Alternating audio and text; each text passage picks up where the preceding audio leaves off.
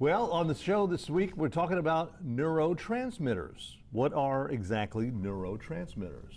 Well, they're little messengers, if you will, so that things can talk to each other. You know, the brain and it tells certain things what to do. Brain tells your hand to move and all. Yeah, exactly. that's here you go. Or how fast to move, that kind of thing. And so, but it controls. It used to, like, gosh, when I was in school, granted, it was a long time ago, but back then there was just a handful of neurotransmitters that we knew of and that we talked about. Now there's literally over 100. Wow. Yeah, so we're looking at we're starting to look at things a little differently and say, well, woo, that really does have that capability to tell something to work right or how to work or that kind of thing. And it's real important as far as our mental and physical well-being.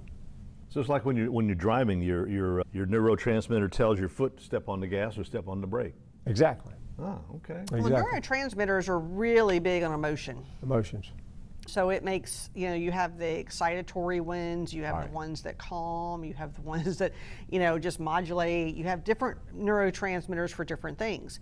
But neurotransmitters in general definitely play a role in how you respond, especially to things, and how blood pressure goes up and down when something happens. Right. It affects respiration. It affects, that's how you breathe.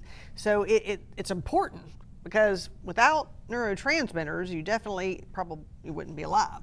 You have to have neurotransmitters. You can't make decisions on your own. Right, so. and it does make a huge difference in memory, cognitive ability, anxiety, depression, happiness. All that stuff is actually driven by your neurotransmitters. Some of the biggest ones that we see, or biggest questions we get asked about, is about the emotional stuff, like the depression, anxiety, those kind of things. Yeah.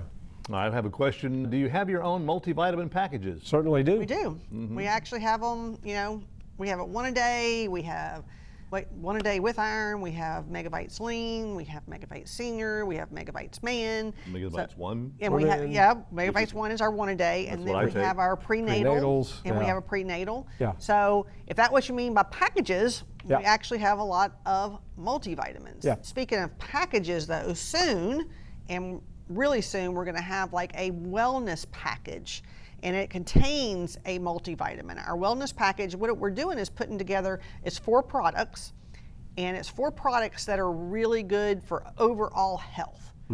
And so it's going to give you your omega-3s, I figured that. your multivitamin, a probiotic, and an antioxidant. Awesome. So it kind of gives you everything you need, and we're going to do it where you get a discount by buying them all at once. Yeah. We don't have that quite yet done, but it's really soon. Yeah. Yeah, I see these little energy packs that you could buy at convenience stores, and people will buy sometime that has several little Now, pills in it, sometimes like- energy packs have caffeine. You got to be Right, careful. Most all of them And do. sometimes Some they have really stimulate. high dose caffeine that Yeah. a lot of people out there do not need. So, Right. Well, Yeah. they have been talking for ages about these so-called drinks that give you energy and everything, and how bad they are, because people have actually overdosed on drinking too many of those things. And speaking yeah. of energy, one thing that plays a huge role in your energy is your neurotransmitters. So neurotransmitters, again, when they look at, who does neurotransmitters affect? People that are actually have a lot of fatigue might have a problem with your neurotransmitters. One reason we did a show on neurotransmitters is we've recently added a functional test that looks at your neurotransmitters.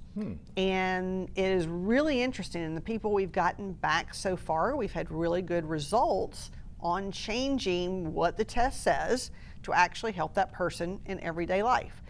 And we have seen Is a this big a blood difference. test? It is a blood test. No, it's a urine test. No, I'm sorry. urine. It is Urine. not blood, it's urine. Okay.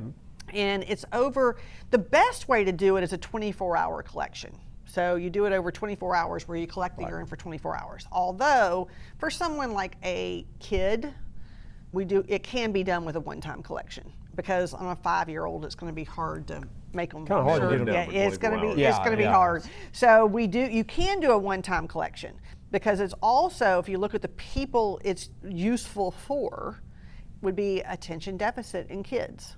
It's useful for people with anxiety, depression, anybody with a neurological problem. Anybody with cognitive decline. Things like that. Yeah, Parkinson's, cognitive decline, where your memory is not as good as it should. People that have fatigue and fibromyalgia. People, I mean, people that have pain syndromes. Neurotransmitters are really important in pain. So if you think about it, it's almost good for just about a lot of people. I mean, almost everybody, not quite, but and they even, like I said, if you have blood pressure that just does not go down and nothing's phasing it, might be something to look at the neurotransmitters. So that's why we decided to talk about it, because it is the test we think is a really good test, and then we're going to go just tell about what it actually tests and why it's useful for you. We find that, like I say, a lot of people that we deal with, we're doing things like 5-HTP, right, which is modulating serotonin. Okay, so there is your neurotransmitter, and there's a lot of research been coming out over the past few years, 10 years probably for sure, about how these neurotransmitters are being depleted because of our diet, lifestyle that we go through. So there's a lot going on there. And we just find that so many people, they're affected by this. And even if, they might think they're not, but their chief complaint goes back to one of these neurotransmitters somehow. I mean, you can kind of tie it back to it. And so it's really kind of interesting when you look at just about any condition that people come in and complain about. When you sit down and really analyze it, it goes back to that neurotransmitter. Like, even if it's just a poor diet, because a lot of the nutrients that we need to make these neurotransmitters work are nutrients we should be getting in our diet, and hopefully. And that was going to be one of my questions. How important is our diet when it comes to neurotransmitters? Well, ultimately, if you think about it, our diet is ultimately so important for our life. Yeah. If you think about it. Definitely for health. Yeah, what most people don't realize is what you eat today in a few days is going to wind up being your cells. So you are what you eat, literally, literally. So I want you to think about that the next time you're cruising down the aisle of a fast food place or something, and what you're getting. Think about that. That food that you're going to consume becomes you. So we need to think about it. You are what you eat. You are what you eat, literally. Well, the old saying goes, you are what you eat. You are what you eat. And it goes back to these neurotransmitters. A lot of things that we consume on a daily basis, not only do they may not have, so if it's highly processed food, probably doesn't have the nutrients in it that it should have to begin with. And the second thing that it does, it disturbs our microbiome, and a lot of these neurochemicals are made in the microbiome, in the gut, like serotonin. 80% or better, some say 95% of our serotonin comes from the gut. And if you're not feeding the gut what it needs to produce, and if you don't have the microbiome in order to break food down in order to get the nutrients out of it, that makes a difference as well. And when you look at it, I mean, B vitamins are one of the really, really, really important things when you look at being a cofactor for making sure that different processes work correctly. And so if you don't have those, then the process can't work correctly. And that's one of the good things about this testing that we do. It'll actually tell you on the interpretation what nutrients, if something is low, what nutrients you need to make sure it's working properly. And so that does make a difference. And when it comes to food, there's also a group of food that is very negatively affect the neurotransmitters. And that is in a lot of foods. Your MSG, horrible. Monosodium glutamate, terrible for the brain. Also, artificial sweeteners, terrible for the brain, especially aspartame. So you start looking at, so many people are getting these things that are messing with their brain chemistry. And so, and messing with the neurotransmitters, because those chemicals are absolutely not good for you. There's actually a book, it's an older book, it's written by a neurologist in Jackson though, and it's actually a really good book. It's called Excitotoxins, The Taste That Kills. And the whole book is about things that are in the food supply that actually affect the brain and how it affects the neurons and how it affects the synapses in the brain. Because with your neurotransmitters, yes, you have to produce them, but then you also, the normal process is to break them down. If you break them down too fast, there's a problem.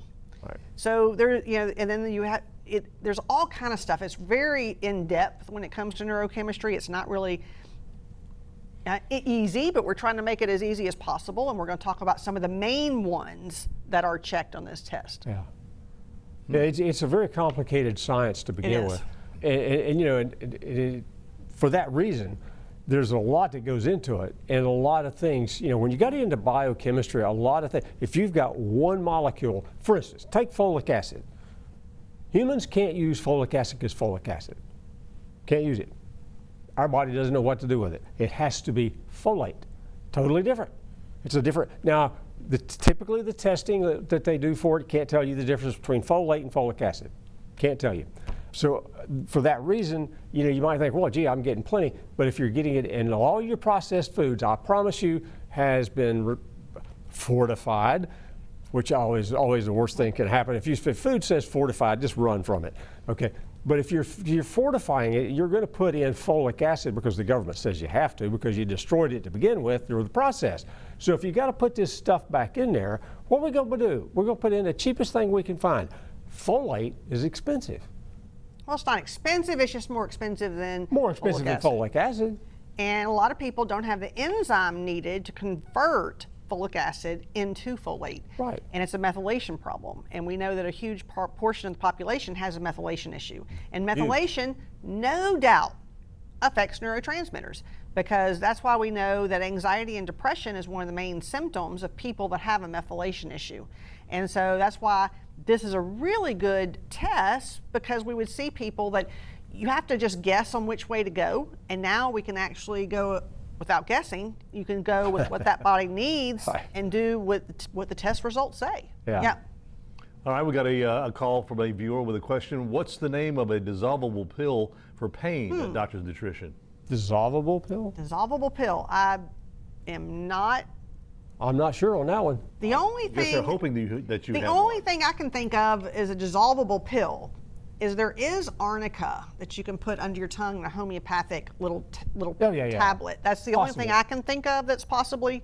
Just give us a call directly and we'll try to help you better. Yeah, call the store. We'll get you fixed up. Yep. And the number of the store is? 0070. 228-897-0070. I'm automatically. I know you never call it. Well, I don't ever call it, okay? And I'm thinking about our 800. We have an 800 number also for those of you out of, it's 800-824-0194. So we got too many numbers. Yeah. Yeah, as for that, just ignore the ones on your screen. Because that'll get you in here, not that'll get you here, not to the store. So, right. But yeah, when I think about neurotransmitters, you know, I think I see in my head all these little, you know, tentacles reaching out with the little lights going off at the end of it. Well, that's what they always show pictures of, and it does do that. Your main ones that a lot of people have probably heard, he mentioned serotonin, and so serotonin is definitely a big one. Dopamine, your feel-good hormone. Right, yeah. Dopamine is a big one. Then you got the norepinephrine and epinephrine. I mean, there's the excitatory neurotransmitters, and like I said, there's I mean, on this test, they also look at some of the amino acids that are actually neurotransmitters, because some of the amino acids directly, now some of them just are precursors to the neurotransmitters, some of them are neurotransmitters themselves, which is why it is so important to get your protein, because where do you get your amino acids from? Protein. And different proteins have a different amino acid profile. So that's why we always talk about having a variety of proteins. Don't eat the same thing day in, day out. Use different proteins, because protein source, every protein has a different amino acid formula, and that's what it is, formula. Put all these amino acids together, makes this protein. Yep. Right. What would you recommend for an 8-year-old with ADHD? Probably honestly, this testing is the best thing you can do. The best thing you can do. Well, if you do the test, then you know exactly what to do. Right. Now, if you don't do the test, there's things that we do try, and it's a trial and error, where we usually start with like L-theanine, and if they're very hyperactive, we'll add some GABA with it, and it depends on the kid himself. Sometimes we'll do the 5-HTP, but almost everything that we recommend for ADHD is affects neurotransmitters. Right. All right. What causes a neurotransmitter imbalance? Probably one of the biggest things that gets most people is their diet and lifestyle. And when you take in diet, I mean, they're eating, you know, Americans, I mean, everybody tells me that, I got a perfect diet, but yet Americans consume like 74% of our diet in America is packaged processed food. So somebody's consuming it.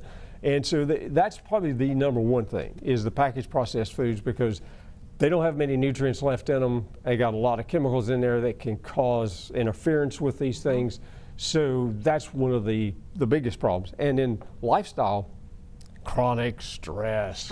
Stress, definitely. Stress makes you burn your neurotransmitters up faster. Fast. So that's one of the problems with extra stress is you tend to need more of the neurotransmitters in order not to have the symptoms. So that definitely makes a difference. And another thing is genetics. Unfortunately, genetics do play a role in a lot of the things with neurotransmitters. Yeah. And there's a lot of what they call the snippets of your genetics that actually, if they're mutated, you might have to have more of one thing in order to overcome, not that you can't overcome it, but more of something to overcome what your genetics are. Right. And again, that's why that testing is good, is so that you can tell exactly what you need. You know, is it one of the amino acids? You know, do you need the precursors? Do you need the cofactors that make it work? That's all the kind of things that you find out. Yeah. All right, I have a question. What would you recommend to increase potassium when it's low?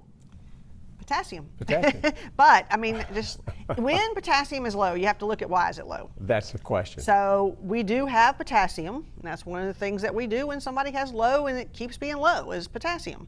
But you also have to look at why is it low. Now, if you're on a diuretic, that could be one of the reasons it's low. If you're excessive sweating outside, that could be one reason. Bananas aren't always a good answer. No, bananas are loaded with sugar. Avocados are your highest source of potassium. And even, you know. Tomatoes. So there's other sources of potassium. But one of the big things we see that cause low potassium is high cortisol. Yes. We talk about cortisol a lot on this show. And high cortisol even affects those neurotransmitters we're talking about. There's a stress hormone. Yeah, it's a stress hormone. So if you have really high stress hormone, it's going to lower your potassium. Because we always, when we have people with low potassium and high cortisol, we don't give them tons of potassium. We might give them a little bit until they can get the cortisol down, but you got to watch it because, you know, the potassium will come up when the cortisol gets normalized. So it is looking at the cause. And I always say that's one thing you got to figure out first. Yeah. You don't want to just treat a symptom. Right. If not, you're just like, treating a symptom. People think about, you know, you always see runners out there on courses when they stop and grab a banana or something like that to eat. Well, they're burning up a lot of calories. They're burning up a lot of calories too. and carbohydrates and stuff like that too. So, you know, I mean, you can't say a banana never helps. No. But, you know. Instances like that, it probably is. Re-explain what neurotransmitters are. Okay, they're little, let's call them messenger molecules. Yes. That's kind of, you know, there's a late great, one of the best in endocrinology. It's like a spider web in your brain with little lights at the end of it. Well, yeah, okay, it's what turns those lights on and off. Right. Yes, exactly. That's the key. We got those little lights down there, but it actually provides us what we need for one cell, one nerve cell, to actually communicate to another nerve cell. That's kind of the key to it. In other words, one nerve cell can be over here just doing its thing, but if it can't communicate that to the other places it needs to be, where it needs to hear it, then, you know, it doesn't work. And that's one of the problems. And everybody's heard of the different drugs that affect, you know, serotonin and drugs that affect dopamine. We just try to do it naturally, where we try to give you the amino acid precursors or something to boost the production of those neurotransmitters. Cofactors and so on. And so that's kind of, you know, it's very important for especially mood disorders and anxiety and depression, which is huge. I mean, it is really big in this country. And of course, if you're just tuning in, is why you're asking that question, you can go to YouTube and go to your Doctor's Nutrition's channel on YouTube, click on the little bell, and become, you know, sign up for it. And you'll be able to go in there and watch the show again, and a lot of other shows from the past. Right. Yeah. I'm Dr. Fox, and I want to thank you for watching this YouTube video. Be sure and hit that subscribe button, hit that little bell so you'll be notified on any upcoming videos that we have coming up. And thank you again for watching our YouTube videos.